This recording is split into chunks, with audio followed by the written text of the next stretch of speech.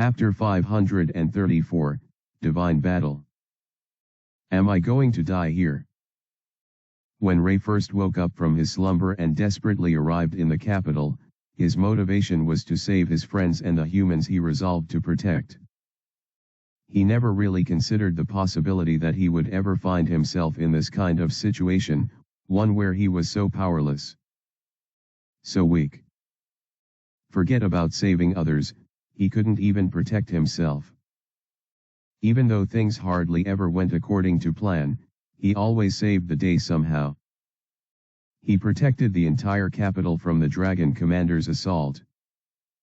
He helped take down an entire criminal organization, and he conquered a Grand Calamity-class dungeon. He was able to defeat an undead Dragon Lord, and while he wasn't quite sure about the height of power he had reached, Ray felt confident that he could possibly take on a Dragon Lord very soon. Perhaps that was all his hubris at play. Maybe he truly didn't realize that his undeserved power, while incredible, was not perfect. Didn't make him invincible. The arrogance of the strong. Despite his best attempts at trying to ensure he never fell for its temptation, Ray didn't realize when he started slipping into it. It was a subtle process. One that he fully displayed by his lackluster approach in obtaining more strength, and his careless use of his abilities. I messed around too much. Why? Why did he play along with so many charades, when he could have been actively pursuing strength, the goal he had set for himself from the start? He grew so concerned about others, his classmates, the adventurers, that he failed to realize that he was too weak to afford that luxury. A sinking man cannot afford to save another who drowns. Just because he had acquired some power elevating himself above those who were around him, he had become less concerned about the power he so hungrily sought after at the very beginning. Perhaps this was all wrong too. Maybe he indeed tried his hardest, and the emergence of such a threat was not something he could have ever anticipated. He did his best to make sure everyone was strong enough in order to avoid a situation where in his absence everyone who mattered would perish. Should he not have focused more on the development of his allies even more? If he had been a bit more selfless, then they wouldn't have had to resort to against the dragons. If they were just a little stronger. If he was only a bit stronger. Ray didn't know the right answer, and to be honest, there was no room to contemplate on it. It hurts. Both of his arms had been ripped out, and he wasn't even regenerating properly. Most of the bones in his body had been shattered, and he could feel some of his ribs poking his internal organs. He gurgled blood in his burning throat, and his chest felt so hot. Everything hurt. It didn't stop hurting. It felt like hell, just laying on the floor, watching the colossal being standing right on top of him. AHH. AHH. It hurts. Please. Tears began to fall from Ray's eyes as he felt the pain sear into all parts of his body. His brain was overloaded with this nightmare, and there was nothing his helpless body could do to stop it. Then, Ray's blurry gaze witnessed the brilliant glow that began to pulsate from the throat of the beast. At that moment, Ray knew his end was nigh. Sir Relix. Likes. RAKS. He could hear the distant screams of those he tried to save, all of their voices oozing shock and desperation. It seemed they had all regained consciousness, most likely due to the he infused with after sending them away from the range of the divine beasts. Disruptive zone. But what was the point? Ray's execution drew near, and he was currently too weak and scared to do anything to stop it. Once Dagon was done with him, there would be even more casualties. Best case scenario, only Alicia would perish. Worst case, everyone was going to die. All of his power, all that progress he had made, it would all be lost. Gee guys. He managed to leak out a sound despite the blood that remained stuck in his aching throat. Ray's entire head pounded uncontrollably, and his heart raced. He didn't want to die. He didn't want to lose. Yet, here he was, doing the very thing he swore never to experience. I'm so SOR. Boom. Before Ray could render his tear-filled apology, the brilliant blast from Dagon washed upon him like an uncontrollable wave. It destroyed his body in an instant. Nothing but blue vestiges of ash was left once the destructive echoes of the divine beast were sent forth. All of Ray's body was disintegrated, reduced beyond even dust. The only thing left on that crater was Dagon. Name Dagon. Race deity. Class divine beast. Level 2. Life force, 300,000. Mana level, 250,000. Combat ability, 150,000. Stat points, 10,000. Skills. Skills nil. Alignment neutral evil. A fallen deity hailed as an embodiment of chaos and destruction. Now a mere vestige of its former self, reduced to a mindless creature with no real sense of reason, this entity follows only its basest instincts. It is a true monster. The eyes of all went wide the moment they witnessed the demise of the undefeatable warrior. The dark adventurer, invincible champion of mankind, fell that very day, under the dimming ray of the sunset. Not even bones, or ashes, were left of him. Adonis, as well as his allies, all of them locked within the confines of the, watched as their last hope perished before their very eyes. His death was brutal, and the aftermath was equally as horrific. Grrrrrr. Once Dagon was done with him, it cast its gaze ahead and stared at the clustered humans, powerless and weak to do anything against it. They were next. Asterisk. Asterisk. Asterisk. Thanks for reading. I'm sure some of you thought Ader would come and save the day or something. Dream on. Chapter 535, Divine Battle. What does death feel like? Those who know the answer to this question are not present with us, so it remains a mystery. How swift is it? How painful is it? No one alive can say. However, the fear of death is enough to give people incredibly accurate descriptions on how dying feels, or would feel like. Perhaps a light at the end of the tunnel. Or some sort of eternal void. That wasn't what Ray felt as he supposedly sank into the world of the abyss, entering the grasp of death. Rather than a world engulfed in sheer darkness, or some sort of afterlife that would claim his dear soul, there was something else. It was a panel, spread out before his non-existent eyes. You have suffered a fatal attack. Will now be activated. Dagon stood in front of the brilliant golden barrier that protected the humans, particularly its prey, from its grasp. Its massive stature cast a dark shadow on the group, and its maw twisted to form a terrifyingly toothy grin. It had just Elimite, the strongest mankind had to offer, so it didn't particularly consider any of these ones to be threats. The humans huddled together in a group, staying as far away from the creature as the barrier would allow. Then, ZTTZZ. The creature of terror took a step forward, entering the golden haven that was supposed to have warded off all danger. The barrier melted, like butterwood when confronted with heat. It seemed so easy for Dagon. Its silver scales merely glittered as the barrier crumbled before its might. Before long, its huge body was within the barrier along with all the humans. As soon as this happened, the golden haven vanished from sight, dissipating into nothingness. Nothing could withstand Dagon. Nothing at all. Hugh. Dagon stared at Alicia with its absent eyes, its wide grin stretching even more like the monster that it was. Now that it had completely gotten rid of its obstacle, it was finally time to kill its prey. But boom! A sudden explosion of light erupted from right behind the divine beast, causing it to stop dead in its tracks. The light was pure white, and it shot right above into the skies overhead.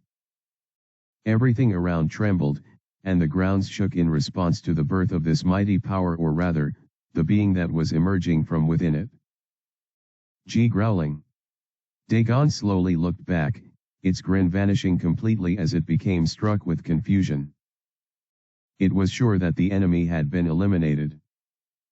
It was certain that there was not a single remain of its adversary. So why?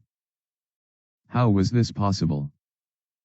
Right behind it, about a few meters away, was a naked human who stared down at it with a look of complete animosity. The young man's frown triggered Dagon. Its own monstrous face also frowned as it instantly cast all of its attention from the initial target. Something was overriding its previous disposition. At first, killing the tamer was its primary goal, while destroying the human who stood in its way was only secondary. But now, the whole thing had been reversed. Killing this one came first. Grr. Dagon kept growling as it left the vicinity of the gasping, shocked humans, moving towards the still opponent. From behind it, he could hear a lot of murmurs from the insignificant worms, but none of those mattered to it. Its tail lashed on the ground, easily creating cracks and potholes wherever they struck. In no time at all, it arrived right in front of the enemy. Ray. Somehow, he seemed distracted. As if blankly staring at something right in front of him, and not the divine beast that overwhelmingly overshadowed him. Whoosh. Before Ray could even act at all, Dagon sent a powerful blow towards him. Boom! It connected, creating a powerful shockwave that seared through everything around them. The entire area was destroyed as a result of the force that the blow generated, and the shivering humans were blown away by the strike. The earth around them broke into pieces, and the buildings that were close by were left devastated.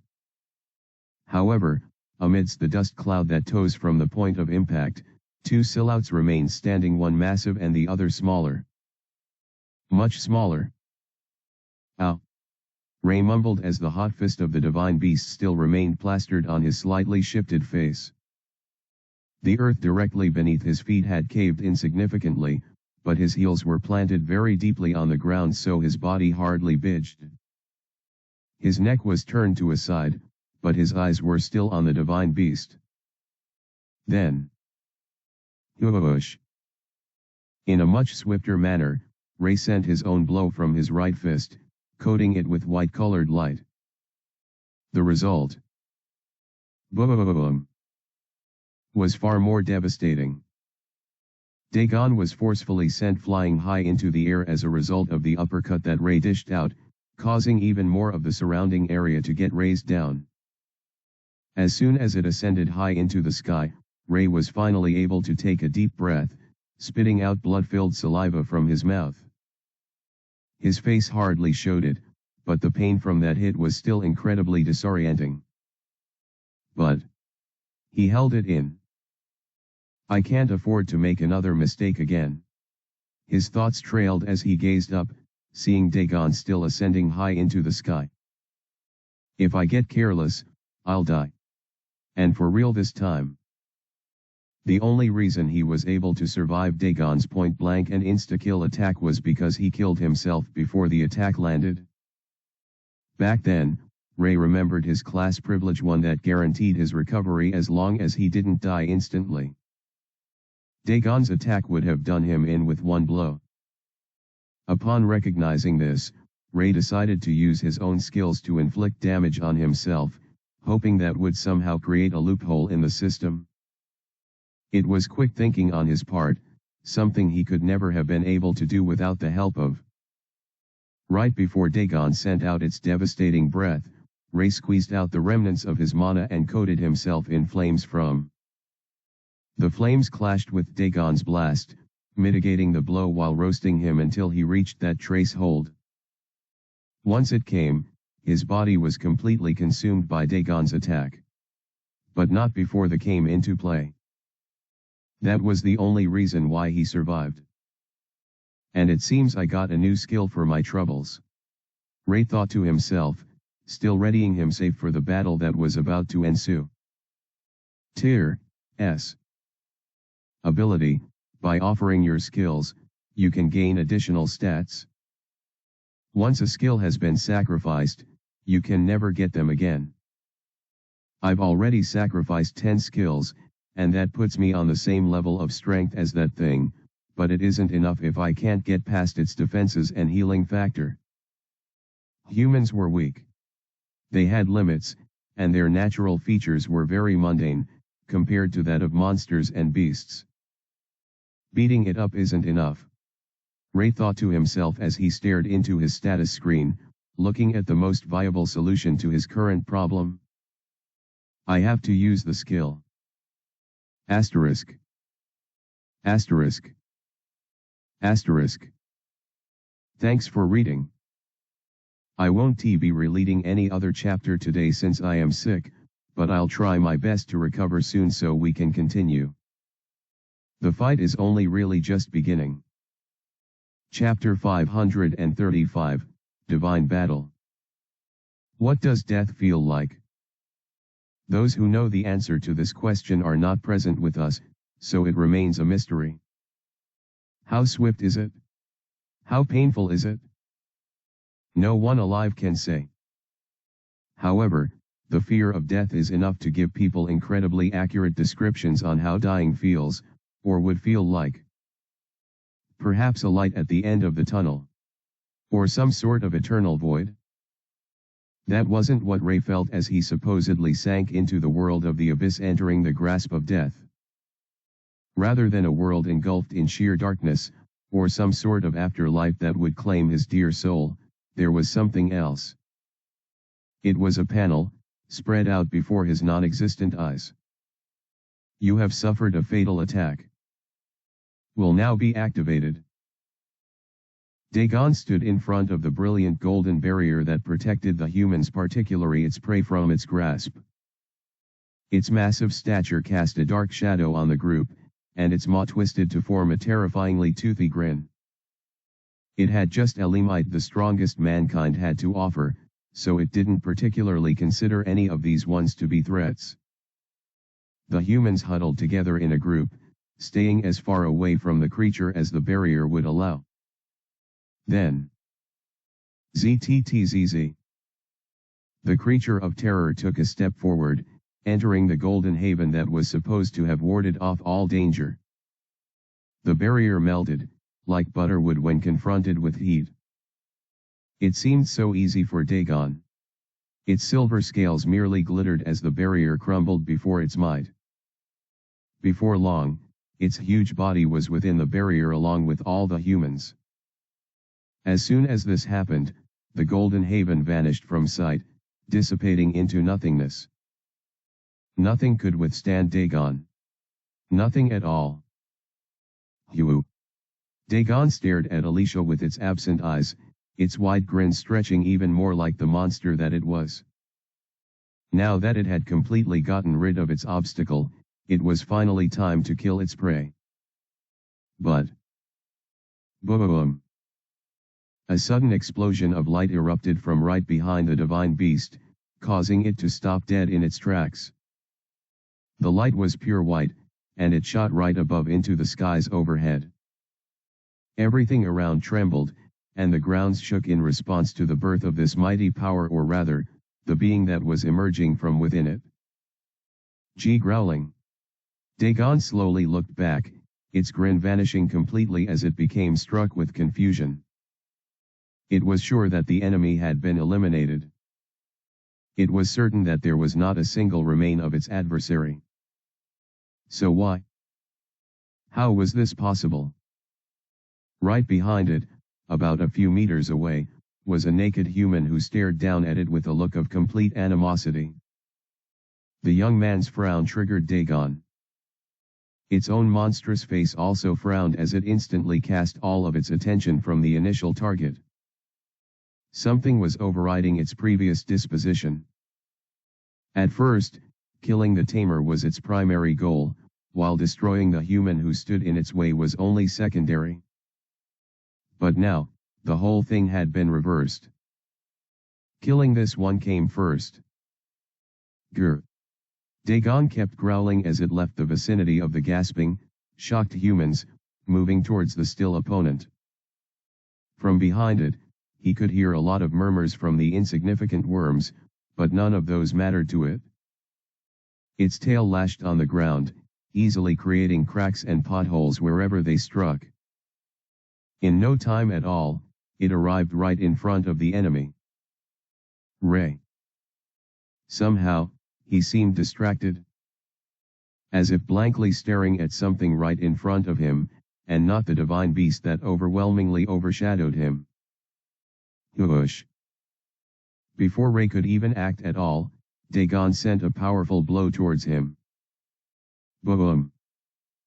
It connected, creating a powerful shockwave that seared through everything around them. The entire area was destroyed as a result of the force that the blow generated, and the shivering humans were blown away by the strike. The earth around them broke into pieces, and the buildings that were close by were left devastated. However, amidst the dust cloud that rose from the point of impact, two silhouettes remained standing, one massive and the other smaller. Much smaller. Ow! Ray mumbled as the hot fist of the divine beast still remained plastered on his slightly shifted face. The earth directly beneath his feet had caved in significantly, but his heels were planted very deeply on the ground so his body hardly budged. His neck was turned to a side, but his eyes were still on the divine beast. Then. Whoosh!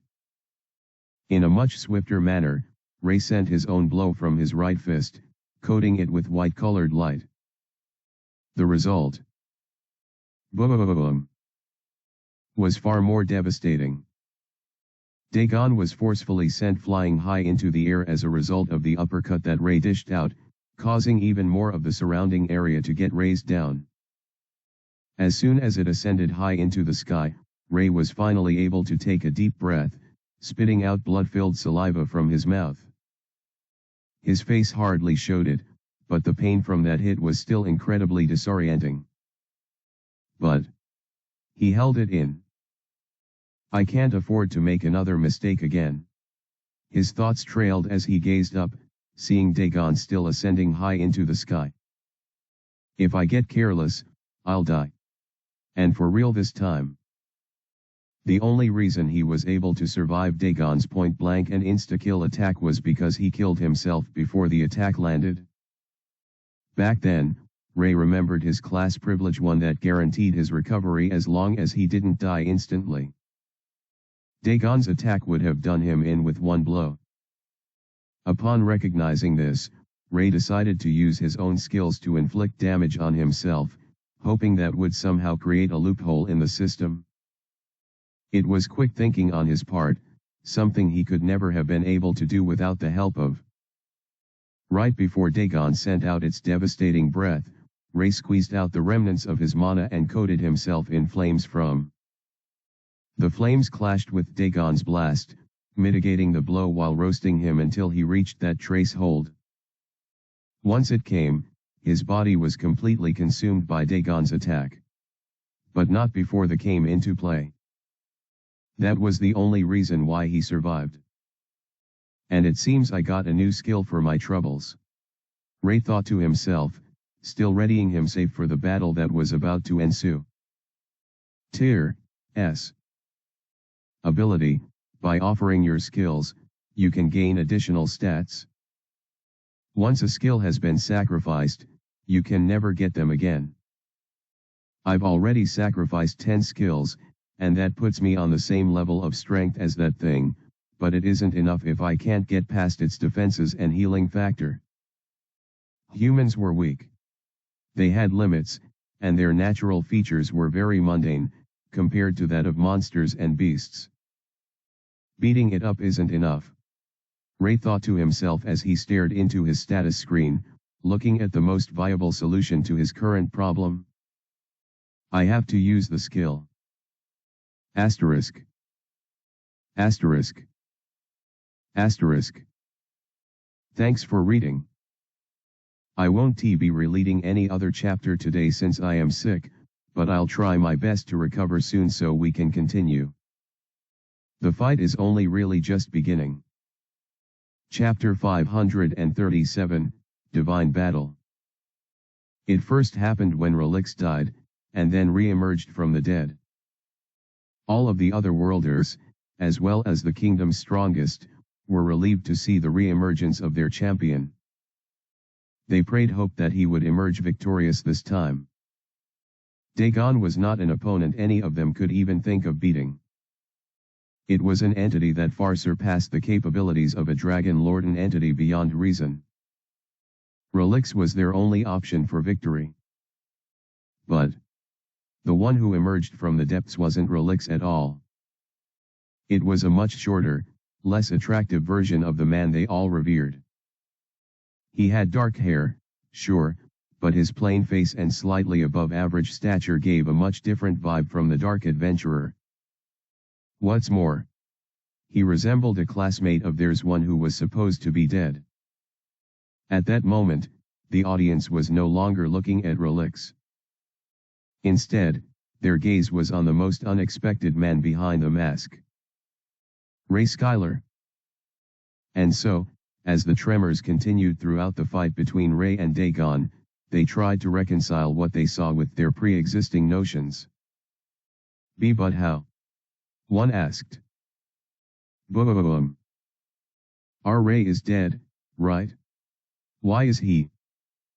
Boom. Why does Sir Relix look like Ray? That makes no sense. Boom. What is going on exactly? Is that really him? Confusion ran amok among the students and their teachers, with eyes wide and faces worn thin. They were all too exhausted to join the battle, and even if they were at top form, their weakness made it impossible to contribute in any meaningful way. They were meant to be spectators only. Much to everyone's concerns, the only one who was still unconscious was Alicia. Perhaps it was because of the summoning, or some other reason beyond that, but she hadn't yet opened her eyes. Luciel was currently using magic on her, while the rest were charged with protecting her if things ever went awry. They were all going to be cannon fodder if that were to be the case, which was why they had so desperately prayed for Relix to win. But boom. They saw his body flung in front of them, almost like a rag doll, and once again, they were met with Ray's bloody face and battered body. He was naked, with scars and bloody markings all over his body. The amount of damage evident through his body was indescribable. It was a miracle that he was even breathing after everything. Our Ray. As they whispered this, the hulking form of the creature descended on the scene.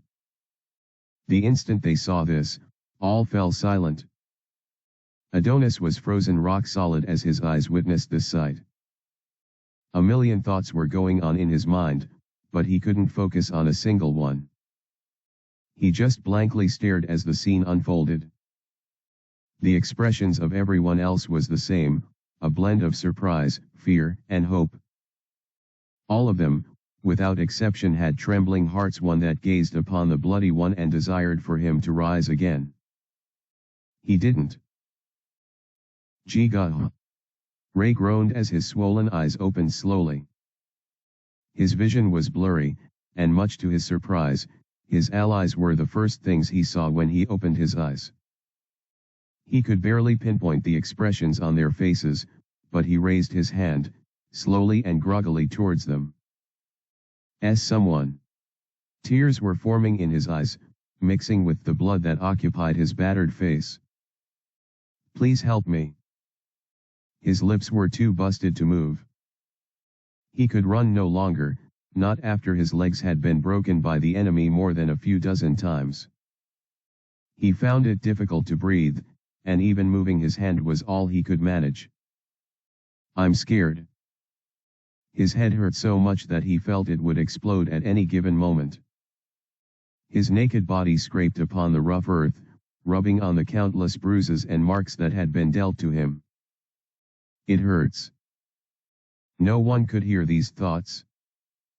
No one but Ray. Only he could feel the hellish sensations that kept on torturing his body despite his pleas for them to stop. He wanted to run away. To save himself. He wanted someone to save him. But it was too late for that at this point. He couldn't save the people in front of him, just as they couldn't save him. In this current moment, they all shared the same quality. Weak. His thoughts trailed as he felt the dark shadow of the divine beast behind him. "I'm so weak." He felt his body slowly raised in the air, with pain shooting into his brain from his head.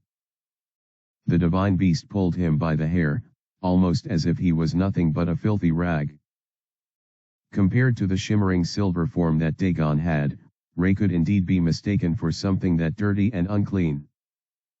He simply hung lifelessly, like a coat on a rack, slowly dancing in the air like a pendulum. Grrrrrrrr. Dagon's growl seemed to hint at amusement, but Ray's barely listening ears couldn't process emotions right now. All he heard was the growl of a monster, one that signified his demise. Sacrifice. Must use sacrifice. His thoughts trailed as his brain pounded and his vision blurred. If he didn't do anything now, he would die. His status window opened, and he could hardly see the content that was placed in front of him. "If I die now, that's the end. I have to avoid that at all costs. Even if it cost all of his skills. Even if he had to lose everything he worked so hard for all this time. He didn't mind if that would provide him with the chance to survive." You have chosen the skill for a temporary upgrade using. You can now evolve skills with minimal time required and a higher success rate. Would you like to choose the skills to upgrade, or will you leave it to the automatic function available to you? As Ray saw this, also with blurry vision, he also heard the voice of the system tell him all of this in his head. "And no. Not. I don't have enough time. I'm about to die here." He needed stats to survive. Too much time has elapsed, hence the automatic method has been chosen for optimal results. Process to fully take place. Please patiently wait for a moment while your skills are recalibrated. And no. No. Sacrifice. Give me sacrifice. Unfortunately, it was too late at that point. Ray was left all alone, dangling helplessly in the air, with no skills left to assist him. His buff skills dissipated, leaving him with the meager stats that he had at the start. With nothing but pain completely overwhelming his body, Ray felt tears roll down his eyes as he finally wished to die. "I don't want to die. I don't. But living was hell." The fear of being in front of such a monstrosity, with no power to resist at all, it consumed him whole. It's over. Asterisk. Asterisk. Asterisk. Chapter 538, Divine Battle. Ray hung nigh lifelessly as he took one final glance on his allies before Dagon turned his body so he could only see its hideous face.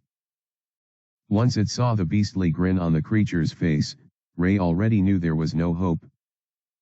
No. He already knew that, but something within him just snapped. "You were right, Ader."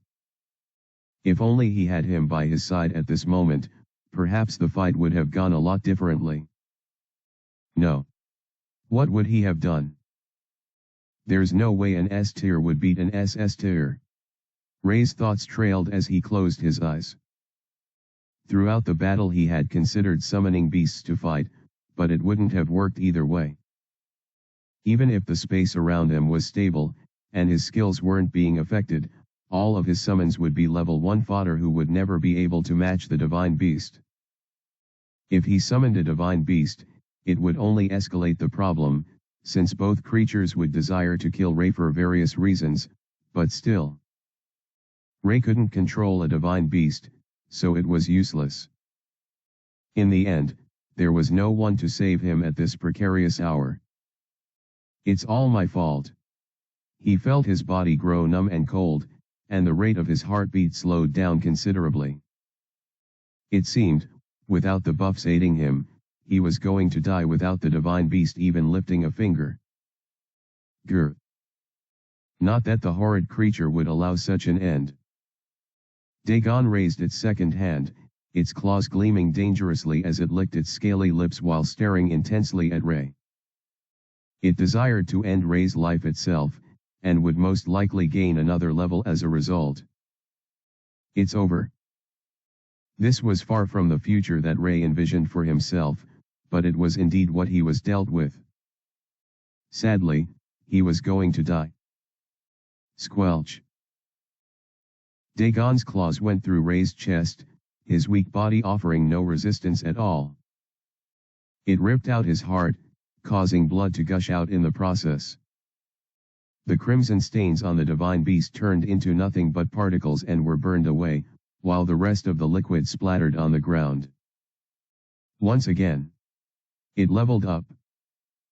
The divine beast, now level 3, let Ray's pathetic corpse go, watching as it collapsed into the puddle created by his blood. Needless to say, there was no resistance. The body landed on the bloody mess on the ground, and it remained there completely motionless. Dagon's instinctive desire was fulfilled. It had killed off the threat, and now it would finally receive its just reward. Killing the tamer. The initial mission returned to the forefront of its mind, and this prompted it to move towards the cluster of helpless humans that watched it with fear for their impending doom. The sheer bloodlust rushing from the beast was unreal. It made everyone weak in the knees, shivering in the face of such impossible adversity. Something told them it wouldn't be like before. And they were correct. The powerless humans were right to be afraid. In the past, Dagon would have ignored them and simply gone for the prize. But, after all the trouble it went through with one human, its assessment had been completely flipped. Its neutral disposition towards the entire race was different now. Kill all humans. That was its current imperative, and it desired to fulfill all of it to the letter. But first, the tamer. It took a few more steps forward, hoping someone or something would stand in its way so it could tear them to pieces.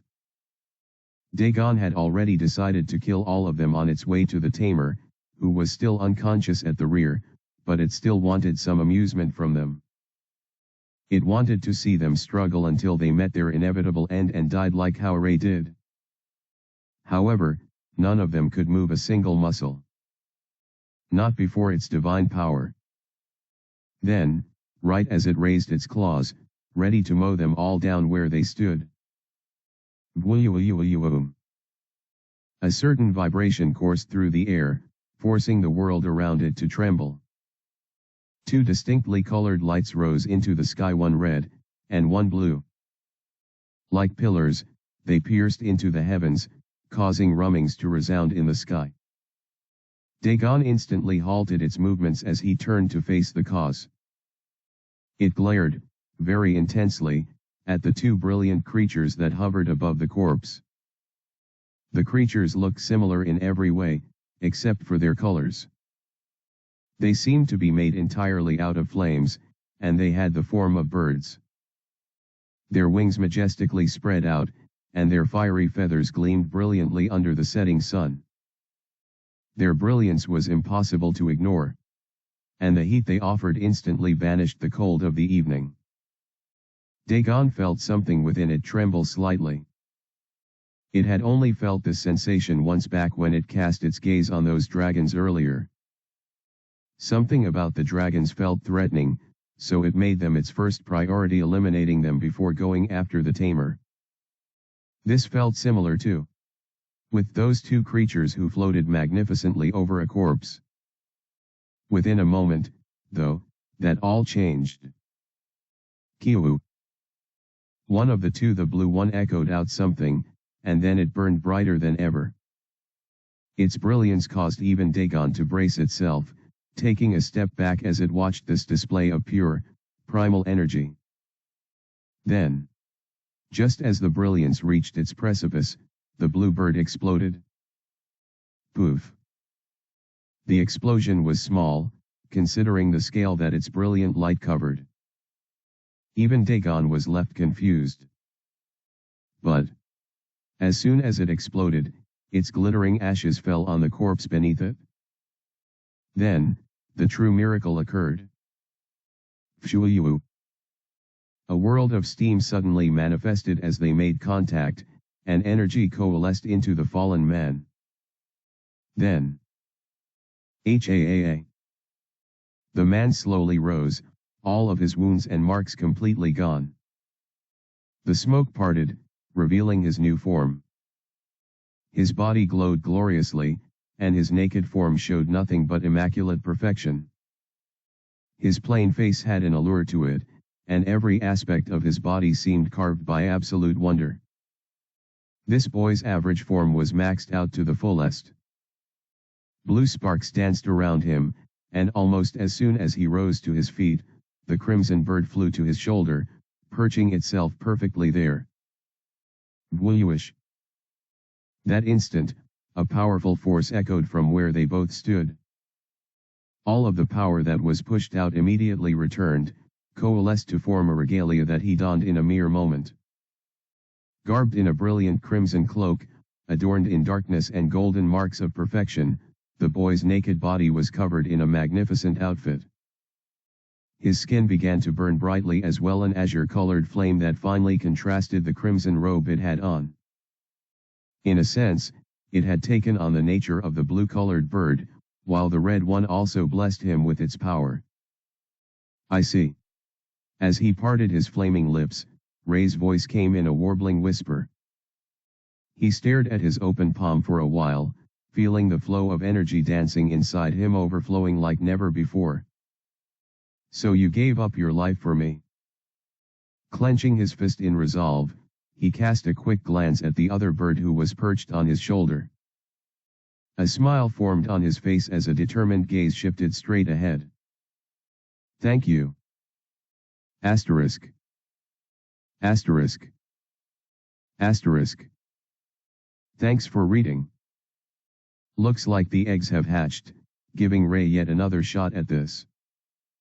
Let's see if it'll be enough. Chapter 539, Divine Battle. There is a certain creature known as the Phoenix. Legend has it that this magnificent creature is not only incredibly powerful, but also immortal. By burning up itself, it re-emerges from its own ashes, a brand new creature. Well, the legends aren't particularly wrong. However, the Phoenix also has the power to grant this power to another, the one it considers worthy. Ray was chosen by one of such, seed of the Azure Phoenix. Dagon growled ever so louder as it set its non-existent sight on the enemy. Ray was covered in blue flames, while also coated with a fiery red cloak. His body burned bright, like flames that would never be extinguished, and his eyes reflected the overall state of his body as he stared back at the divine beast. Once again, they would confront each other, each side desiring nothing more than the destruction of the other. Whoosh! Without delaying in the slightest, Dagon rushed towards Ray, easily closing the distance between them and thrust a powerful blow his way. Pshui! Like a flicker of fire from a candlelight, Ray danced away from harm's way, appearing right beside the fist that sent the blow forward. Dagon bent its neck in confusion, surprised by the swift and unpredictable evasion. After sending another blow to its side,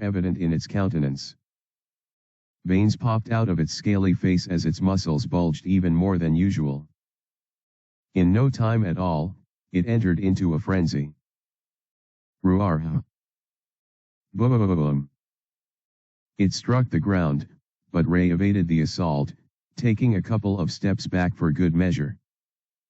However, Dagon easily closed the distance and struck again. Boom. More of the ground was shattered, and the surrounding structures took another solid blow from the impact. Yet, Ray seemed fine. Dagon could not understand. It was faster than Ray, stronger too. Every hit was supposed to land as usual, yet for some reason, he would dodge it at the last minute. As a being of no intelligence, Dagon couldn't process complicated stuff. Instead, it simply decided to work faster than normal. Huah! More veins appeared through its body, and it let out steamy breaths. Then, boom! Everything around it shattered into pieces as it charged forward, hoping to destroy Ray by a single strike. A powerful punch was thrust forward, capable of blowing a hole through several buildings with ease. Destruction was coalesced into that fist, and it sought a solid target to hit. But, flush! Ray swiftly dodged the attack, held Dagon by the very hand that it sent out, and then used the creature's own force against it. In one set of deft movements, he was not only able to dodge the attack, but he carried Dagon and slammed him on the ground using all the generated force as momentum. Boom! Once Dagon fell, creating another gaping crater on the ground, Ray raised his legs and tried to stomp on the creature's head. But Dagon evaded it very quickly and used its tail to swoop Ray down as well. This worked, and just as Ray stumbled and fell, Dagon rose and attempted to land a strike. No, you don't. Twisting his body in the air, he was able to avoid albeit only barely Dagon's assault, while also spinning to create a powerful kick on the creature's stumpy neck as a counter. Wham! The kick landed perfectly, causing the monster to stagger a few steps back. However, it almost instantly recovered and went after Ray once again. Sending blow after blow, Ray would avoid them with precision, the ferocious strikes only barely missing their mark. This dance continued for a few more seconds, with Ray avoiding attacks, dealing counters, and then returning to avoiding attacks. Dagon's blows were devastating and raw, but they never once connected with Ray. As for the attacks that the latter offered, they were precise, and while they landed, nothing of note changed after the strike. Dagon would heal very rapidly, rendering the struggle nigh futile. It almost seemed like Ray was yet to land any real hit on the creature. Damn it! My stats are just too low. His mind sharply commented as it grabbed Dagon by the tail and managed to slam him on the ground. He then whisked the divine beast once again, flinging him to a nearby wall, destroying the whole thing in the process. Ha! This is impossible. Ray muttered as he narrowed his gaze on Dagon. As he expected, the thing was still perfectly fine. The azure flames help me with defense by healing me and also automatically shifting my body away from preconceived harm. The crimson cloak helps me with amping my stats, which allow me to dish out a decent counter. His thoughts trailed as he slowly exhaled steamy breaths. But this isn't enough. If only his stats were higher, or the phoenixes had a much larger level, things would have been a lot different. I still have no idea how they were able to leave my inventory, and why they automatically bonded to me despite being out of the cage. The system didn't even tell me anything. However,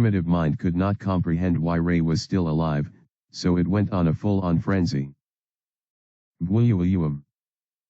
He set the capital on fire with its blast, killing any human it set eyes on. Anything to sate its wrath was exploited, and through it all, Ray kept intervening. Ray's attacks stung at best, but Dagon always recovered in a second or two. The frustrating part was that the monster could not hit him as quickly as he could do to it. Why? The thought seemed to echo in Dagon's primitive brain as it glared hard at Ray. Hundreds, if not thousands of corpses were already left at its wake, and this new fight had only been on for barely 3 minutes.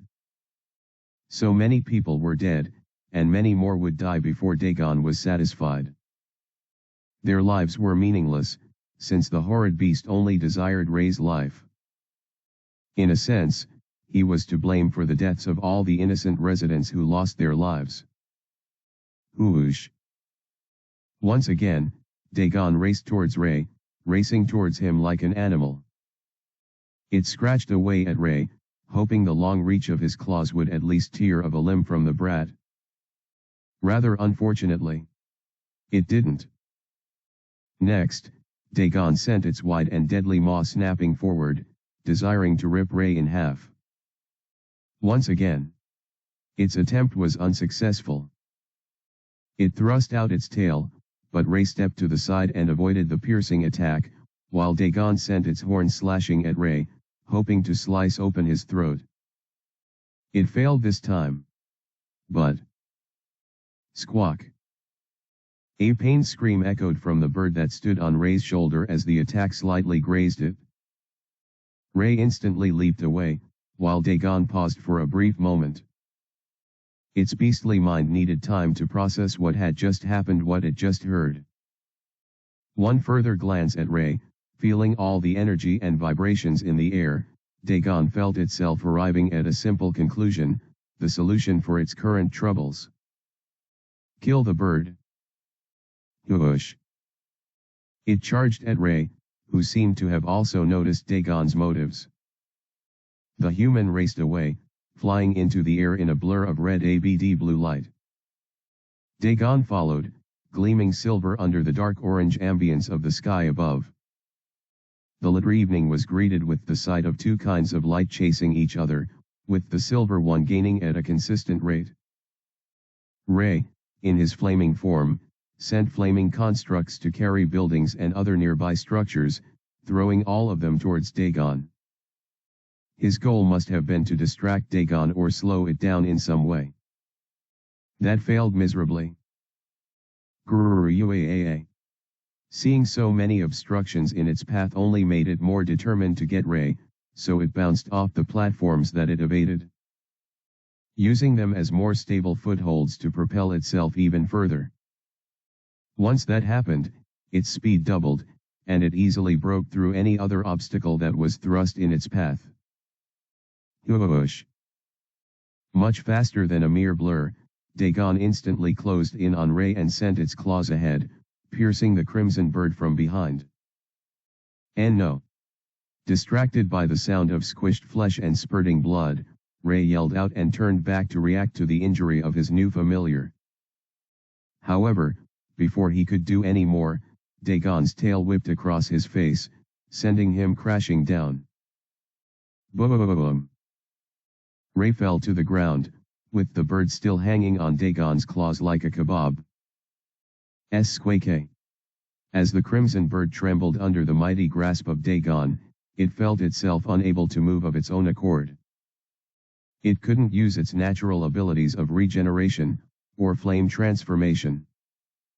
Not even teleportation, since that would save its life. The null art that oozed throughout Dagon's body made all of that impossible. Squack. Squish. In one swift action, Dagon crushed the bird, causing steaming hot blood to burst out.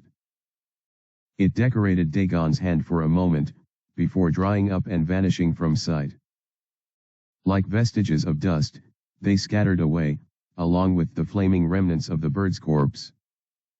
Dagon then descended to the ground, creating a cloud of dust upon its descent. With the two flaming birds gone, there was only one more prey it had to deal with before the tamer. Much to its satisfaction, the prey was just recovering from the hit that was dished out to him. Whoosh! Dagon charged towards him, its jaws wide open as it leaked out a beastly grin. Saliva drooped from its gaping maw as its tongue licked its scaly lips. Its desire was laid bare, and it reached out to crush the human. But no. Ray sent out his hand to stop Dagon's blow, focusing all of the azure energy that surrounded his body on a single hand. Boom! A shock wave was scattered throughout the entire city, and the nearby buildings, the ones that hadn't already been demolished, were instantly obliterated. Dagon's shocked face was replaced by an even greater primal desire to win, so it sent its second fist forward, aiming at Ray's head in order to blow it away. Whoosh! As the divine beast's attacks closed in on Ray, it saw tears descend from his eyes. Something about that brought it satisfaction. After all, most of those whom it slaughtered had tears in their eyes as they begged to be spared. It mercilessly killed them regardless, so seeing this happen before its eyes only made the kill all the sweeter. What Dagon didn't know was that prior to this attack, right when Ray had fallen to the ground, he had gotten a notification. All skills have been updated, while the excesses have been offered to per your previous request. Would you like to revert this decision? If you do not revert it now, these results will be deemed accepted. Right there and then, Ray had to respond with the only answer he could. No. And that was right as he stopped Dagon's attack. The shockwave that burst away from the two clashing wasn't simply due to the power of one side. No. Both of them had contributed an evenly proportional force. As such, once Dagon's second fist emerged, something instantly shielded Ray, casting some sort of blockade that sent the beast's fist flying backwards. As this was happening, Ray whispered very silently. Status window. Name Ray Skylar. Race human. Class anomaly. Level 70. Life force, 3000. Mana level, 9000. Combat ability, 5000. Stat points, 10,000. Skills. Alignment neutral good. You are an irregularity to the world. Achieving the unbelievable, shaking the balance of reality. You seek to overturn what is and isn't. Will you succeed? Or will your failure be miserable? I see. Ray whispered as he gazed upon the new status window that was spread out before him. I still don't have monstrous stats, so this new way I feel must be due to my skills. More tears fell down his eyes as he sniffed a little. Dagon had mistaken these for an expression of despair, but the divine beast did not really understand why Ray was crying. These weren't tears of sorrow or pain. They were of joy. He whispered, ignoring the constant pounding that Dagon gave his trembling barrier. There had to be a limit to the defense that it offered, but at the moment Ray didn't pay it any mind. Cracks appeared here and there, but it seemed sturdy enough to take a couple more hits without a problem. Finally having a chance to catch his breath, he looked at the new list before him. Doppel. Merger. Dead calm. Sacrifice. Divine weapon creation. Perfect divine magic. Divine power ascension. Perfect divine ray. Divine magic supremacy. Perfect domain of the divine. Perfect divine defense. Perfect divine resistance. Perfect divine immortality. Perfect divine regeneration. Perfect divine appraisal. Perfect divine martial supremacy. Perfect divine growth. Perfect divine form. Perfect divine adaptability. As Ray witnessed all of this, his eyes widened a little. From over 60 skills, everything had been compressed into 15. However, all of these were not only in the divine tier, but they had also reached their state of perfection. It was why even Dagon was having trouble with his defensive barrier. The last drop of tears fell from Ray's eyes as he set his sights on the divine beast in front of him. Time for payback. Asterisk. Asterisk. Asterisk. Thanks for reading. We'll conclude the fight. I made this chapter longer because my plan was to end things quickly. Chapter 541, The Final Run. Back when Ray was on the verge of death facing an enemy he could never hope to beat, the system had to determine the best course of action for him. He had a lot of good skills, useful ones even. His necromancy, shape-shifting, flight, and a bunch of really useful skills that would come in handy in several important scenarios. But none of them would ensure his survival. Not even the divine beast summon, or any of the other overpowered skills in his arsenal. As such, during the assimilation process done by the interface, it automatically selected the results that would lead to its host's best interests. An outcome that would ensure undisputed victory on the part of Ray Skylar. It was due to this that the 15 skills were formed. Used the as well as Ray's other skills, such as, and a bunch of others for true compatibility. Then, merged all of Ray's active magic-related skills and combined them with the to form an ultimate magic-based skill. And were already present in his arsenal, so they weren't tampered with. Perhaps they would have become perfected, but there weren't enough skills with direct compatibility to them that would ensure a success. As for the end skills, the opposite was true. While they were already in the divine tier, using a lot of highly compatible skills, offensive skills for the former, and spatial skills. Like and even sacrificing for the latter, these new skills was created. Had a similar story, while lower tier skills were promoted by adding a bunch of skills to the mix. Examples of those were, and new skills were also formed from scratch, using the rest of the skills, as well as the current experiences as a threshold for their growth. New skills, like, and would ensure that the host Ray Skylar would not perish as long as his soul was still kept intact. He could also continuously grow without a ceiling.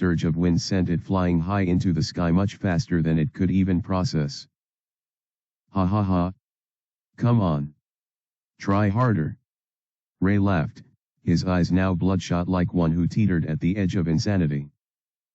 I'm right here.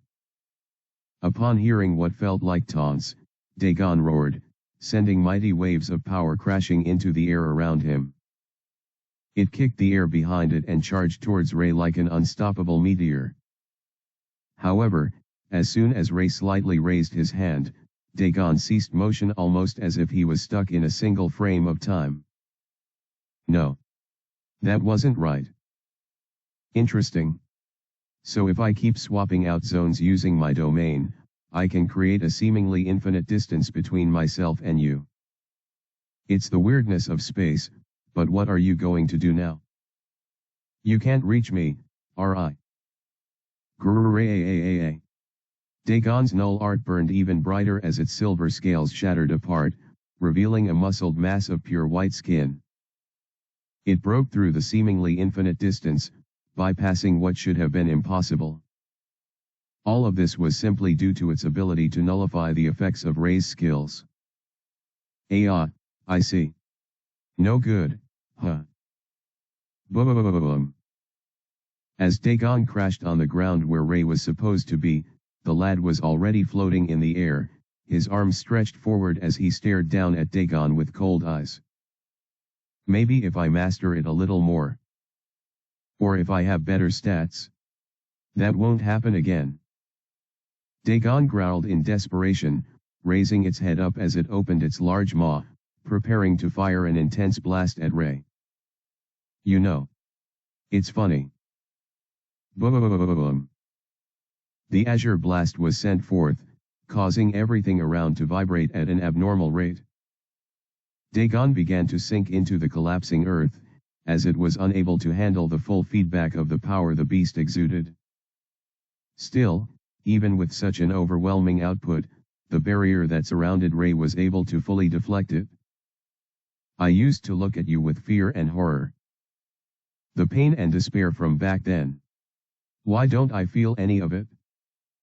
Several golden sparks appeared all around Ray, and in a flash, several golden blades divine weapons were sent flying towards Dagon. Faster than blurs, they charged at the divine beast, impaling it on all sides of its body. Its arms, legs, stomach, chest, and even neck, all of them were impaled with these swords, breaking apart the very ground that Dagon stood on to create a gaping hole in the ground. Have you become so weak? Or have I transformed into something strong? As Ray said this, he turned his palm towards his face and keenly gazed upon it. Then, something began to form in front of the outstretched palm. It was a combination of all the colors imaginable to man, coalesced into a blank fabric of untold destruction. Dagon kicked the air behind it so that it wouldn't fall into the massive crater beneath it. With its sheer willpower and contracting muscles alone, it sent all the divine blades that were lodged into it flying away. The light kept forming on Ray's palm. It was so small, yet all of the lights in the heavens seemed to vanish, and everything for miles seemed to shiver in response to the power being formed. Even the almighty Dagon, invincible divine beast of old, was not immune to this.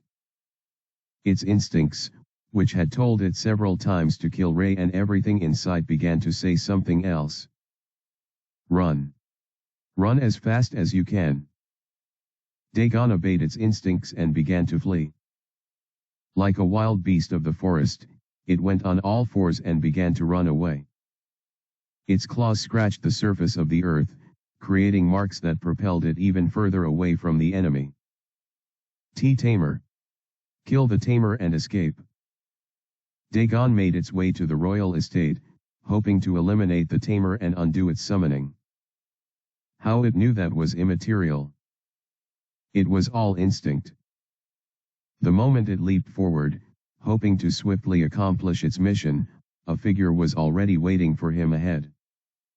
It was Ray, and right now, his palm was wide open, with the fingers pointed at Dagon. With an expressionless face, and a stoic tone, his voice emerged.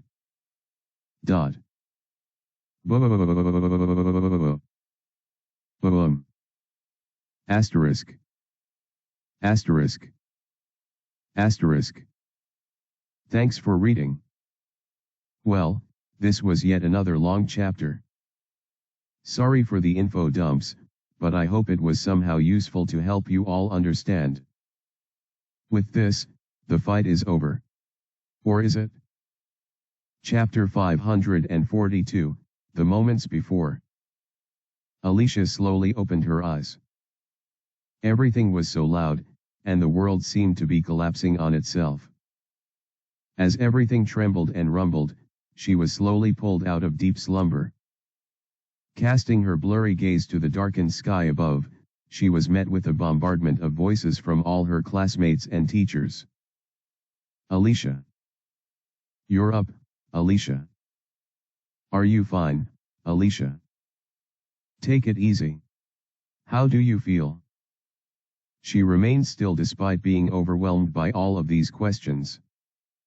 The faces of her classmates began poking into her field of vision, blocking her view of the evening sky. I'm still not dead, huh?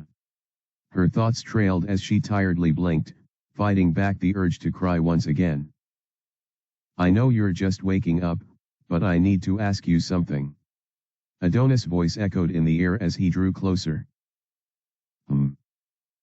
Tilting her head slightly, ignoring all the chaos and devastation that lay in the background, she looked at the hero's troubled face. Did you know about Ray? About his power and our Ray?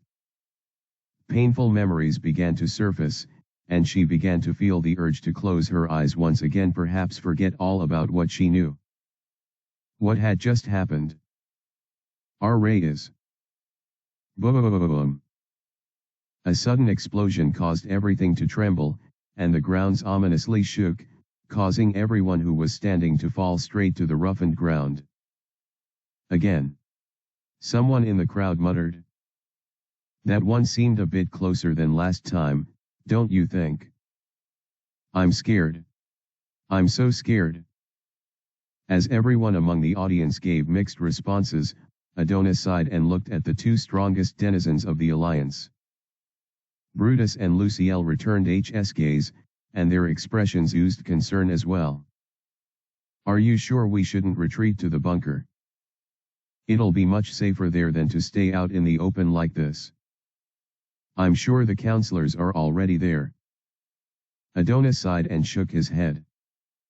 That thing is after Alicia. Going to the bunker would only lead it to that place. That would endanger even more lives, and fighting in an enclosed space would offer us a disadvantage. Fight. Luciel raised her brows as she trembled a little. You're thinking about fighting that thing. If Ray doesn't succeed, then we have to. Adonis, that thing is too strong for us to handle. You can hear the sounds. I'm sure half of the city has already been destroyed at this point. Adonis shook his head as his resolute face clung to his convictions. We can go with the same plan as before. Using the unknown box to awaken all our powers and win. We have more numbers now, so we should be able to do it. Not counting Alicia, there were currently 5 other worlders on standby. Adding Luciel and Brutus, that meant there would be a total 7 who would go against the divine beast. Surely, their chances were great. I agree with Luciel on this. I don't think we can win, even with that PLA. So what do you want us to do? Abandon our comrade? I can't accept that. She's one of the heroes who will save the world. I can't. Like last time. This world.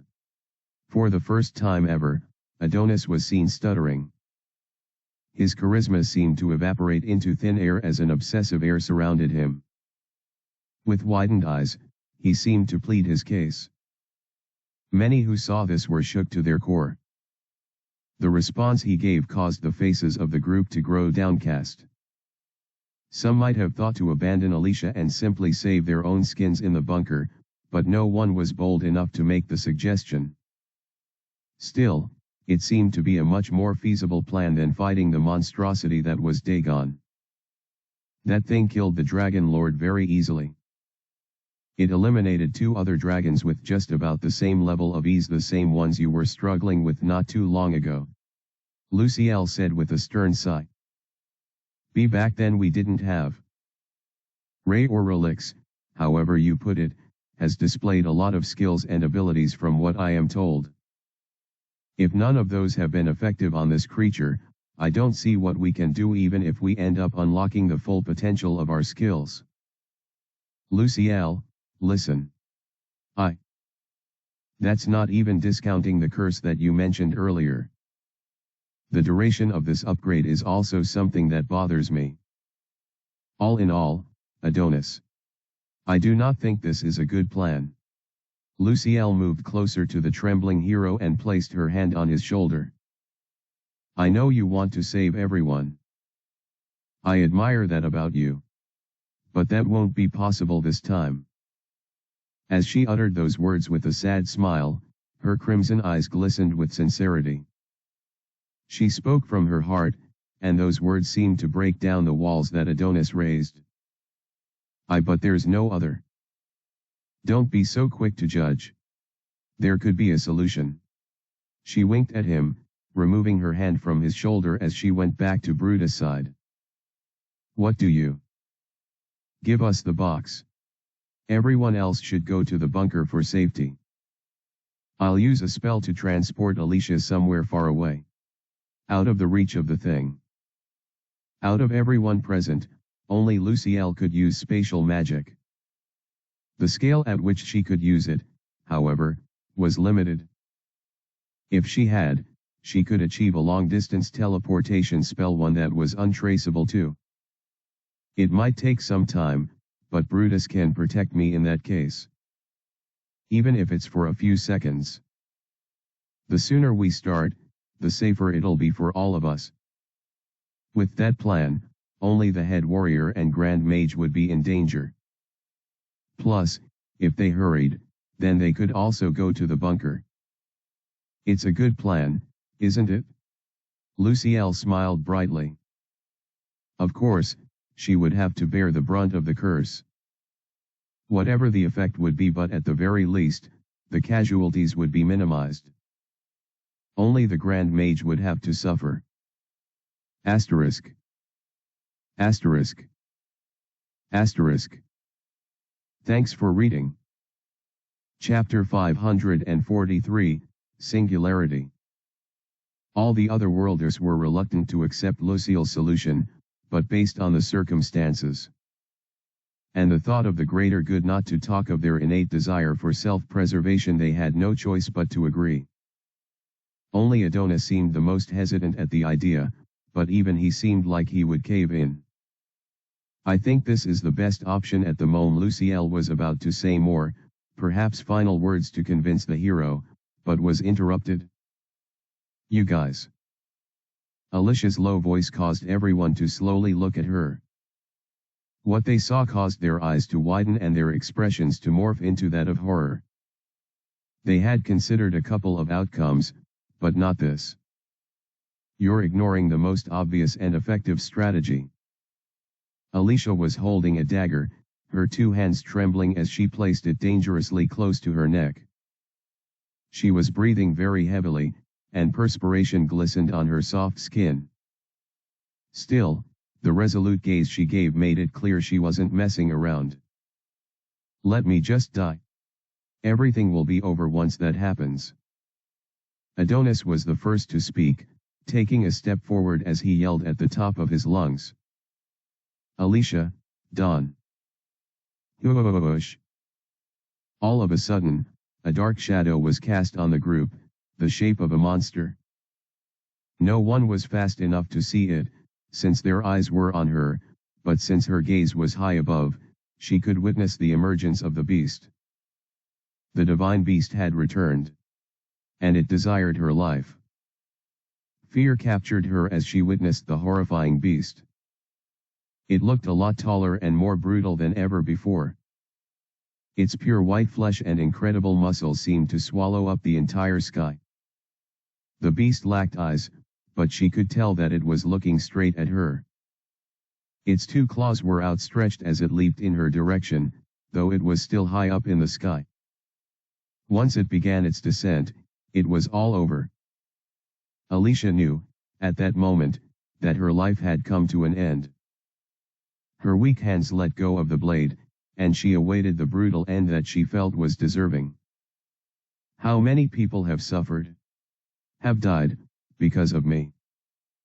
She brought this monster into this world, and it had caused so much destruction in the short time that it existed here. Every second that she lived was only going to bring more people harm. More innocents would suffer. And she didn't want that. I have so many regrets. So many things I want. I want to go back home. Maybe if I die here, I'll return. Maybe Ray is waiting for me back on Earth. Using those words to comfort herself, she let her fears lie still. The dagger fell from her grip, very slowly, as the divine beast kept descending. It would most likely reach her before the blade touched the ground, but she didn't mind. At the very least, her end would be swift. Just as Alicia was about to close her eyes and say farewell to this world, she saw something, a certain silhouette that floated in the corner of her eye. Huh. It seemed like the person had always been there, but she just hadn't noticed until now. He was naked, standing majestically in the air as he had his palm outstretched, fingers pointing at the divine beast that charged towards her. His form was immaculate. His dark hair seemed much longer than she remembered, and his perfectly chiseled body gleamed divinely under the diminishing sun. Alicia only had a glimpse, but she could recognize that face from anywhere. Ray. Before she could complete whatever words she wanted to utter with her lips, the pure white light that floated atop his palm instantly created a brilliant beam that charged forward. Everything vibrated, and Alicia felt the tremors even at the deepest recesses of her body. It was all shaking in response to the bright light. The ray swallowed up the divine beast, completely immersing it in its powerful embrace until there was nothing left. However, that wasn't all. The light traveled a further distance, going as far as miles upon miles, destroying whatever was in its path. Alicia couldn't have known this, but the several tall mountains that were high enough to receive the blast were easily obliterated by the blast. It all happened in an instant too, at a speed mere humans could never comprehend. By the time her dagger reached the ground, the creature of her nightmares was gone.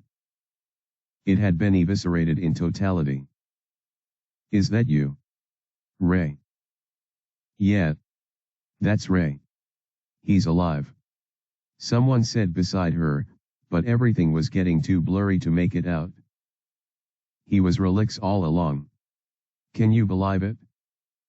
Seems you didn't know. In any case, it's time for you to have your slumber now. Forever. As the voice echoed in Alicia's head, she found her eyes shutting tight without a will of her own, and her consciousness fading along with her sight. I see. Was the last whisper she made before her eyes closed for what would be an eternity. She fell to the ground, like a lifeless puppet whose strings got snapped off. Everything became darkness, and moments later, they turned into light, a blank void for her to spend an eternity in. That was her curse. As Ray floated in the air, watching longingly as the last fraction of his vanished from the world, he saw the system tab in front of him.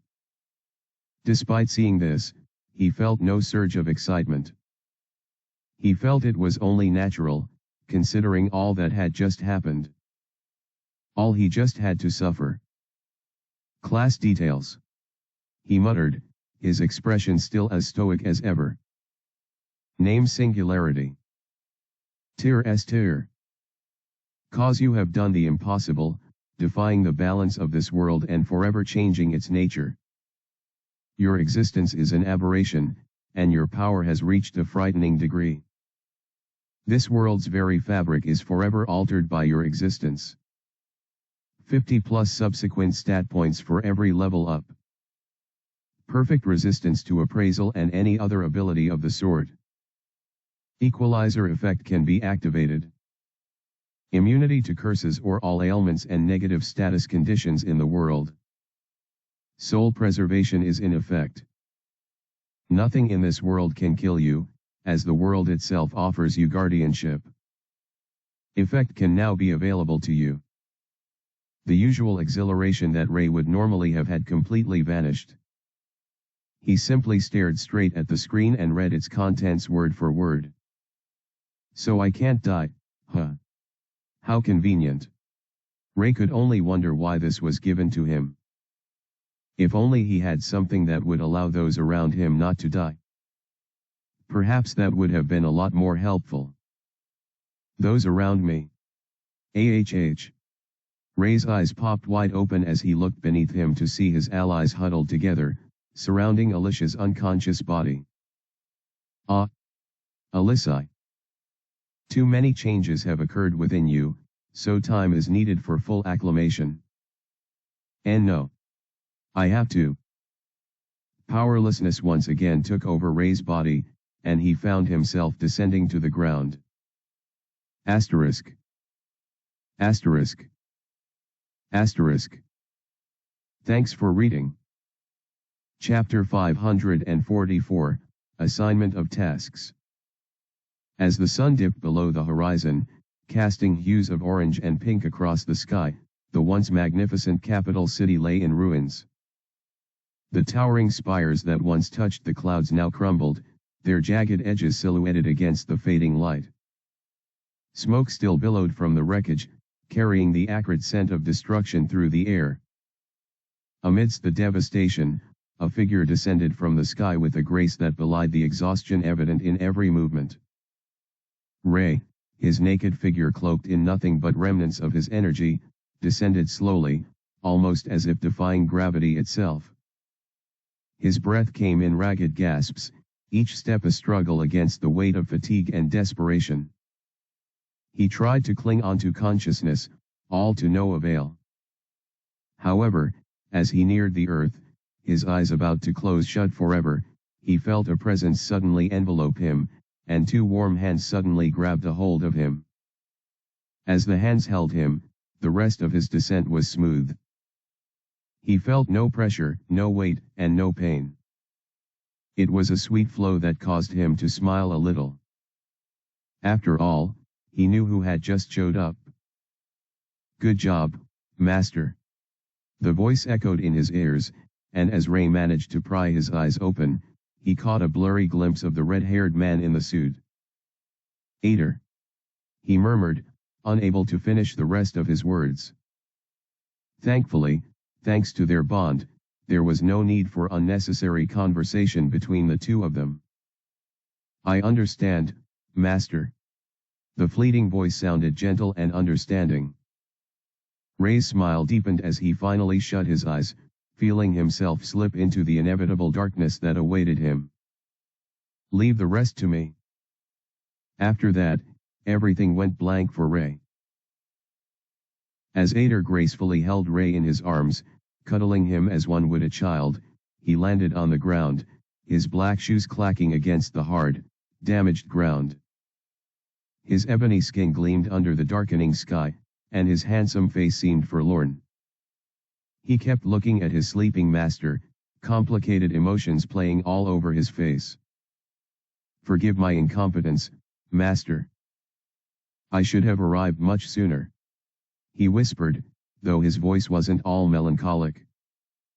After those words came a smile, with his blood-red eyes glowing brightly.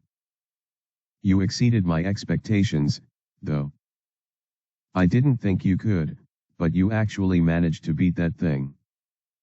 Ader knew how powerful divine beasts were. He had warned his master against ever summoning them, but who would have thought he would have to face one so early? It was too early, but I suppose the results speak for themselves. The entire city was in ruins, and a few of his master's friends even perished in the whole conflict.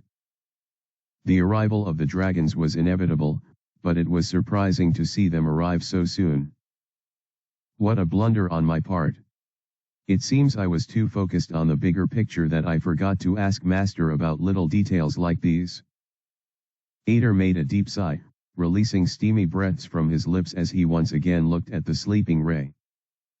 "In any case, I'm glad you're okay."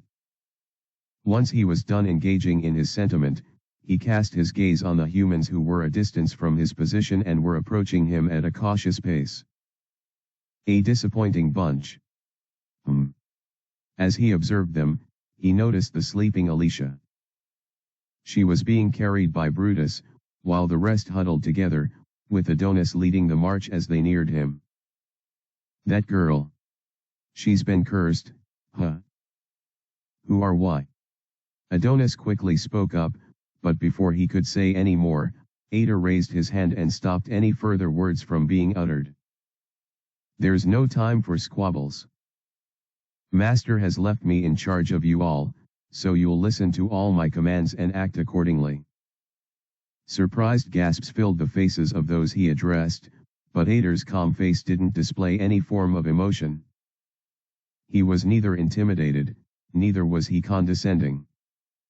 He was simply acting according to what he deemed necessary. Who do you think you are, talking to us like that?" Belle raised her voice, appearing right out of the small crowd. As her blonde hair swayed, she pointed at him and yelled once again.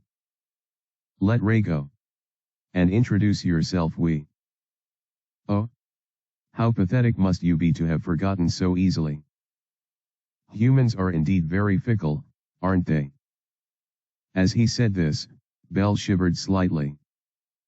Master ordered me not to use any of my powers on his allies, which is why I've restrained myself thus far, but your foolishness offers a temptation that makes my adherence difficult. He cast his gaze on everyone, one after the other. Then, after a moment of silence, Belle let out a small whisper, almost in surprise and fear. Sir Relix. Indeed. Ader sighed, running fingers through his hair as he carried Ray on one hand. Now that you know that much, there are more important things to address. But I don't understand. Adonis mumbled, but he was ignored completely. The city is in ruins, and there are many lives that are in danger as we speak. Some can still be saved, so we ought to get right on that. As he said this, everyone straightened up. No one could disregard him or ask any further questions as to his identity. His confident demeanor, otherworldly beauty, and incredible power. They all told of something deep and unquestionable about this man. Listen to my instructions and perform them to the utmost. I do not expect a lot from you all, so I will not request the impossible. He spoke awfully bluntly, but no one could utter a single word in their defense. Firstly, give me that girl. I'll take charge of both her and Master. The moment he said this, a few eyes widened, and Adonis was about to protest, but Ader raised a finger to stop him that very instant. I'll be confiscating my gift to you as well. Belle, you're coming with me. As for the rest of you, your tasks will now be given. Much to everyone's shock, he gave them incredibly accurate and precise instructions within such a short period of time. Not only did he ignore the emotional burdens that they carried at that very moment, he disregarded their opinions and assigned them what he deemed to be their most optimal tasks. The worst part was, every person's assignment was objectively the best that could have been given to them. Time is of the essence. Ader said, his tone commanding authority. Everyone nodded. At this point, he had completely assumed the position of authority over them and there was nothing they could do or say to resist it. I have no idea how long Master will remain asleep for. I have to make sure everything flows as perfectly as possible within that time. Ader found himself wishing he was present during the calamity. Things could have played out a lot differently after all. That dumb beast. It couldn't even adhere to a simple warning. He sighed. Alas, he too was busy with other assignments that would ultimately prove beneficial to his master. Once he considered things in such a light, perhaps the death of a few thousand was of no real consequence. Let us begin. Asterisk. Asterisk. Asterisk. Thanks for reading. As you can tell, the arc is coming to a close in a chapter or two. I hope you enjoyed this journey. Consider giving a nice review if you did. Chapter 545, Trader. Within a well-furnished room, akin to the interior of a luxurious tent, a young man sat behind his desk. The interior was spacious and well lit, the flickering glow of lamps casting warm pools of light upon the polished wooden floors. Rich tapestries adorned the walls, their intricate designs depicting scenes of prestige. At the center of the tent stood a large, intricately carved table, its surface polished to a high sheen and strewn with maps and parchment scrolls. Ornate chairs stood in front of the table, as well as behind it, their plush cushions appearing inviting to any who ventured inside. One chair was occupied, while the second remained vacant. Perhaps the most striking feature of the tent was the large canopy that stretched overhead, its richly embroidered fabric literally oozing with energy. All of these were ignored by the grinning boy who sat on the chair, his gaze unfocused as he listened to the words that came from a certain box that sat on his desk. His dark hair, slightly longer than the average boy, swayed slightly as he tilted his head. His blue eyes warbled a little as he narrowed them, creasing his brow a little too. How surprising. So all of that really happened. He whispered, his bald chin resting on a few fingers that rubbed against them. And how is everyone doing? Our classmates, I mean. As he asked this question, there was a brief pause. It seemed the person on the other end of this particular communication device was thinking about the appropriate response to give. After a few seconds, though, the muffled voice emerged. Eric and Billy are dead. Ray and Alicia are unconscious. The rest of us are fine. As he heard this, a small smile spread all over his face. It seemed like the boy was pleased to hear what this spy of his told him. It could have been a lot worse. His thoughts trailed. What of casualties? How many are dead? It's been a few days since the incident.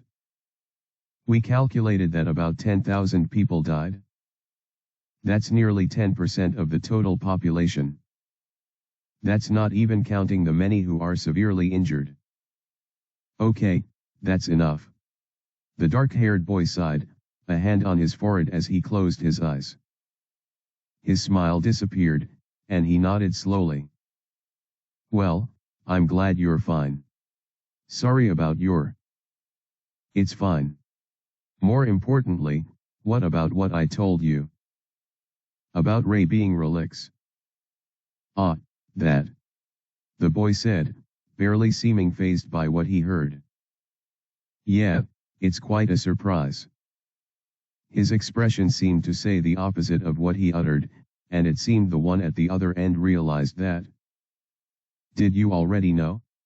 Is that why you told me to get closer to relics, and also to watch Ray? Whatever do you mean? Be honest with me, Adrian. I've been nothing but honest with you. An angry voice echoed into the massive room, forcing none other than the sole person in it, Adrian Chase, to listen to all of it. He said nothing for a while, and then a small smile formed on his face. It was a strange, twisted smile, one so crooked that it couldn't belong to a mere teenager. Our arrangement demands that you be honest with me. I am under no obligation to return that sentiment. I just... Are we clear on that? Why yet? Sorry for raising my voice. Adrian sighed, shrugging as he got even more comfortable on his chair. Nah, it's cool. As long as you know. Once again, an awkward silence took over. I understand you are on edge. After the tragedy of the dungeon, and now what happened in the capital. It's a lot, I know. Why yet? I just wish I could have done something. If only I. Then our deal would be off. You understand that, don't you? As Adrian said this sternly, the one at the other end responded in a stutter. I understand. If it brings you any comfort, you shouldn't mourn over what happened in that dungeon. The adventurers there are most likely fine. They survived the skeletal dragon lord. Yup. He said with a flippant tone, jumping to his feet as he stretched his body a little. Despite having such a casual manner of speaking, as well as a smile on his face, even Adrian had a few troubling thoughts of his own. It's quite strange, all of these occurrences.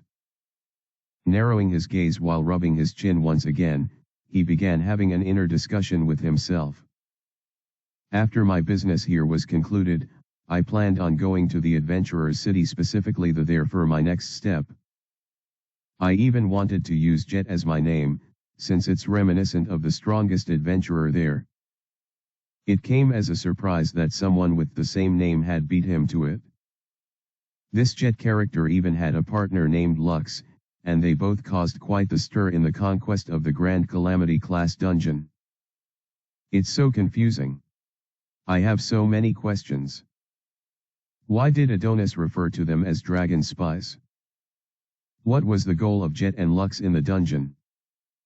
And why did Ray and his partner decide to don that persona? If anyone would be behind the Jet persona, it had to be Ray. They thought very alike, so it wasn't too surprising that he would choose the same name that Adrian was planning to go with. As for Lux, that would be the partner he sensed at that time. It seems she's also grown quite strong. Adrian smiled a little, wondering why so many things had to go out of sync. Still, knowing Ray, he wouldn't have abandoned those adventurers. They're definitely safe, so there's no need to concern myself too much with that. Is there anything else you want to say to me? I need to leave soon. It's almost time for us to reconverge with that arrogant bastard that calls Ray his master. Just endure it for now. Adrian chuckled. You can't let anyone suspect anything. I will be careful. I always am. Oh, I know you are. It's why I chose you, to begin with. He smiled even broader. I wish I was present to witness all of this, though. From what you're describing, all those events seem pretty fun. Fun? You're kidding, right? Haha. Perhaps I am. Who knows? Are you saying you could beat it? The divine beast, I mean. No way. Adrian laughed out loud. What do you think I am? Some kind of monster? Well, I'm not sure. It's just unfortunate that I'm on another continent right now, so I can't particularly show up and see things for myself right now. The important business that you have, right? Yup. In any case, I'll be excusing you right now. Keep up the good work and make sure to put a smile on their faces for me. You're the class clown, after all. Yeah. I guess. Everyone needs some comedy at this point. True. BZZZT. Once the line disconnected, Adrian gave a heavy sigh, running his hand through his hair. There was a lot to think about, but he didn't even have the time for that. Yes? Do you need something? Adrian's voice echoed in the air, almost as if he was talking to some form of invisible figure. Then, from outside the tent, the voice of a lady emerged. Yes. The general wishes to see you. AHH. Adrian swiftly moved, his youthful gait striding across the room until he came out of the exit. Once he did so, he was met with a beautiful sky, the clear sun, and fresh breeze, all of which were dampened by the rock. Hard ground. Nothing but dark, barren earth could be seen for miles. Right. Sorry for keeping you waiting. Adrian turned to the woman before him, giving his most charming smile to her. Her stoic face showed no emotion. The three horns that protruded out of her forehead gleamed as her pink hair swayed from side to side. This was a commander, and the pinkish tail behind her, alongside the wings that folded behind her, were more than enough to signify her race. Adrian was used to this, so he made sure not to stare too much. Instead, he walked closer to her and nodded in all readiness. Please. Lead the way. Name Adrian Chase. Race human. Class necromancer. Level 90. Life force, 30. Monolevel, 100. Combat ability, 50. Stat points, 445. Skills. Skills. Alignment chaotic neutral. A true mastermind. One who lurks in the shadows and causes others to do his bidding while laughing underneath his mask. His goals remain a mystery too. Asterisk. Asterisk. Asterisk. Notice, please prepare yourselves for Arc 5. P.S. I hope you had fun in this arc. If so, then we should enjoy ourselves even more with the upcoming one. Chapter 546, The Dragon Council. There existed a massive hall at the heart of the empire. The grand hall stretched out before those within, a vast expanse of polished marble and gleaming pillars that reached toward the vaulted ceiling high above. Sunlight poured through towering stained glass windows, casting vibrant hues of crimson, gold, and azure across the pristine floor, illuminating the space with an ethereal glow. At the far end of the hall stood a long, intricately carved table of dark wood, its surface polished to a mirror-like sheen. 9 ornate chairs were arranged in a semicircle before it, each one adorned with rich velvet cushions and elaborate carvings that spoke to the wealth and power of its occupant. 8 of the seats were already filled, their occupants seated with an air of authority and expectation. Each lord was clad in fine robes of immaculate designs, having their respective colors on full display. Their attires were embellished with jewels and precious stones that shimmered in the dappled light. They exuded an aura of confidence and strength, but within that bravado were expressions of solemnity. Opposite the semicircle that the chairs were arranged was a much grander chair, twice as large and thrice as fancy as the ones they occupied. It belonged to the emperor, but the seat was also vacant. Above the table, a series of chandeliers hung from the ceiling, their crystal prisms catching the light and scattering it in a dazzling display of radiance.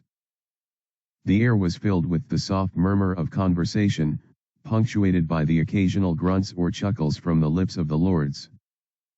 Along the walls of the hall, murals depicted scenes of valor and conquest, their vibrant colors and intricate detailing a testament to the history and heritage of the dragons. Shields and banners hung proudly from the rafters, emblazoned with the sigils of noble houses and bearing witness to the unity and strength of the empire. Despite the grandeur of the hall and the opulence of its furnishings, there was an undeniable sense of tension that hung in the air. The absence of the emperor, the 10th seat at the table left conspicuously empty, cast a shadow over the proceedings, a silent reminder of the weighty matters that would be discussed in his absence. Then, after the long-awaited announcement, the greatest of the lords rose to his feet. The emperor won't be coming, it seems. As such, we will now begin our official deliberations. The one who spoke seemed like an elderly one. He had an ancient look on his face, with flowing gray hair and flowing beards that matched his old aesthetic. He had a dark obsidian gown, with traces of silver and gold established around it. Most importantly were the horns on his head. There were 7 of them. In one word, he was like an epitome of perfection, the great dragon lord of old, one that the other lords respected and feared. As for the lords themselves, almost all of them were in attendance. The flame dragon lord of the fiery lair. The frost dragon lord of the icy realm. The forest dragon lord of the deep earth. The sea dragon lord of dark waters. The storm dragon lord of trembling skies. The white dragon lord of the forbidden valley. The death dragon lord of the cursed tomb. These 7 stood at the precipice of power in the dragon race, each of them representing the subspecies/factions that existed within the empire. The dark dragon lord of the Black Mountain was absent from the meeting, but everyone present already knew the cause. The dark dragon lord, Obelisk, is dead. The great dragon lord of old proclaimed, though he only said what everyone had in their mind.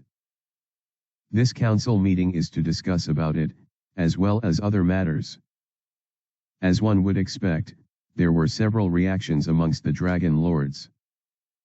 There were some who didn't particularly care for the dragon lord, some who knew him personally, and others who, despite not having any real interest in the fallen lord, were still concerned about the implications of his demise.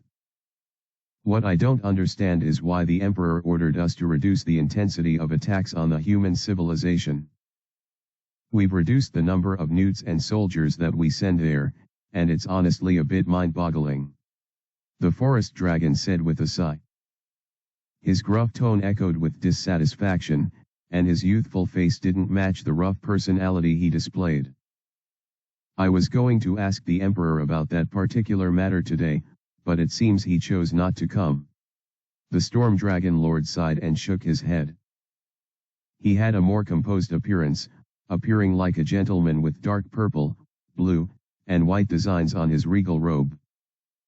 You two have it somewhat easy. A certain voice echoed within the hall, and it caused all the lords to look in the direction of the usually silent lord. It was the White Dragon Lord of the Forbidden Valley. She had pure white hair, with an attire that seemed to amplify her sheer beauty. Like a wedding dress, the gown she wore trailed down behind her, and she even had a veil that covered a part of her face. She usually donned a large hat, but since they were indoors she already disposed of it. Do you know of the current situation at the academy? The students were excited about their field trip to the human continent, and I had to cancel. Her voice trembled as she uttered those words. The look of disappointment on their faces. I can't forget it. The entire dragon civilization could do without humans, and if they desired, those puny existences would have been wiped from the map already. But, there were other uses for the pathetic creatures, fodder for the growth and amusement for their young ones. Those students are our future. Just what is the Emperor thinking? The lady in white sighed with slight annoyance. Still, the word of their ruler was final. Since they had to respect and obey the hierarchy, she could do nothing but vent her frustrations to her colleagues about her students and the humans. At least, for now. Why not change the excursion's location? I heard the attack on the elves is going well. The Storm Dragon Lord suggested, but the White Dragon Lord sighed. You think I haven't tried that? I've done my best to reach out to the people there, but they keep telling me that the current situation isn't appropriate for the kids, and they haven't cleaned up well enough. Whatever that means. One would think the Dragon Lords, the most powerful of their species, save for the Dragon Emperor, would show more pristine and restraint. But no, they seemed just like ordinary people, save for the 6 horns that protruded from the heads of each of the 7. All of this just had to happen when we're about to begin our second invasion on the southern continent. The Flame Dragon Lord, a fiery-looking man, sighed, slapping his hand on his face. Why did that obelisk guy have to go and die anyway? It gives us dragons a bad rep. A moment of silence echoed in the air, and afterwards, yet another unexpected lord spoke up, his deep voice causing the air to tremble slightly. I've been thinking about something.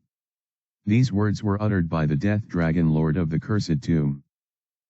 He had a completely black attire, with a pale face and a completely bald head.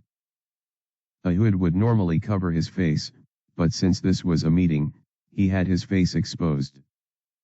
A gleaming black jewel sat at the center of his forehead, and his horns appeared particularly twisted. A somewhat sinister look decorated his face too. A dragon lord was killed in the human settlement. And even though we do not yet know how that could have happened, this is the first time anything of the sort has happened in centuries. Once the Death Dragon Lord brought these things to their remembrance, all of the dragons in the hall grew completely silent.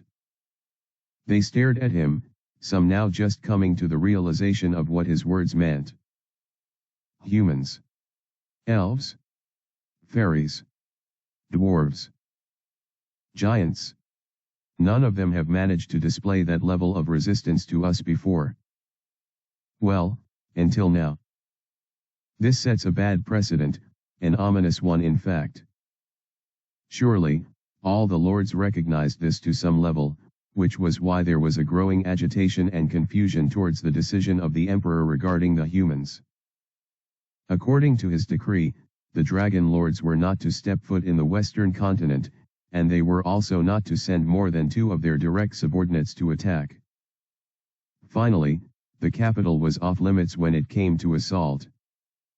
The humans had to be preserved in the long run, so protecting them was understandable, but this had gone too far. Especially after a dragon lord had just perished. I fear for the future of our kind. The Death Dragon Lord said as he closed his eyes. The White Dragon Lord, as well as the other participants in the meeting, all stared hard at him as he moved his lips to render his last words for the meeting. There might come a time when the dragons are no longer invincible in this world. Asterisk. Asterisk. Asterisk. You all know the drill by now. Buckle in tight and let things play out well. It'll be difficult to top what happened in the last arc, but I'll try my best.